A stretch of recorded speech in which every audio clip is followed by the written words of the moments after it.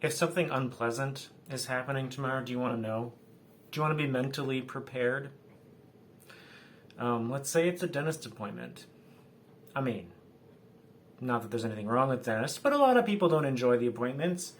And do you want to be able to know what's coming or have it be a surprise? Well, today's 5-minute devotional, Jesus tells us about wanting to prepare his disciples for what's coming, so that when it comes, it doesn't take them by surprise.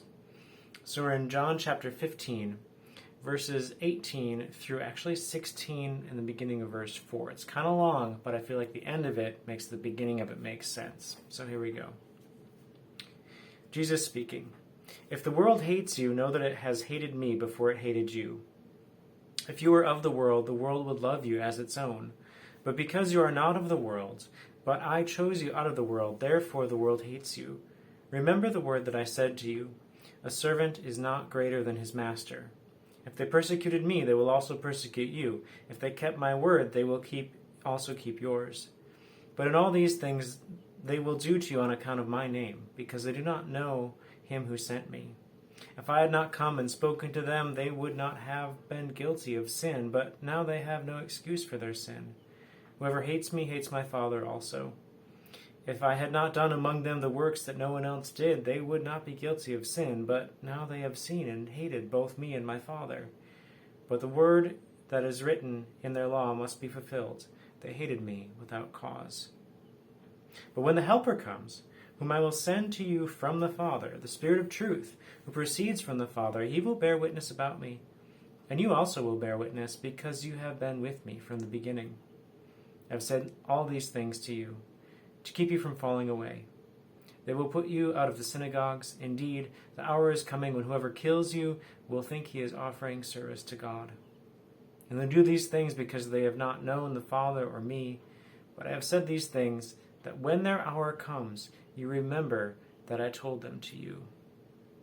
I've told you these things, he says, because when they happen, I want you to remember that I warned you that this hard stuff was going to come.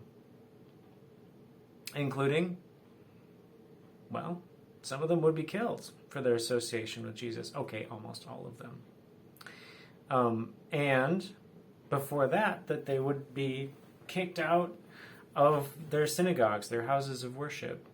And that meant being ostracized in their society.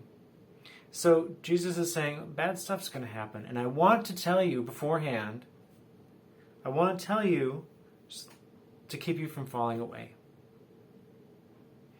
I want to tell you because being a Christian, following Jesus, doesn't mean that everything's just going to be easy. And when it's not easy, I want you to know that I told you beforehand, so that when it's not easy, you don't just give up and say, oh, this is not what I expected.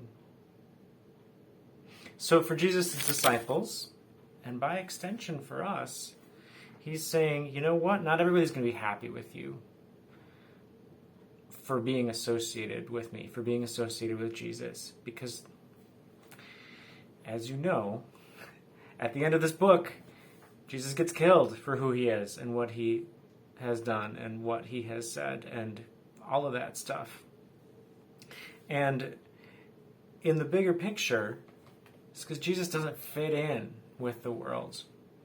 And really, if we're trying to follow him, we're not going to fit into one part of the world or another either. We're not going to fit in with one social group. We're not going to fit in with one political group. Because Jesus he doesn't slot in easily, because he's not a part of the system of this world. He comes from outside it. He's above all of it. And if we are with him, then we're not going to fit either. And that's okay.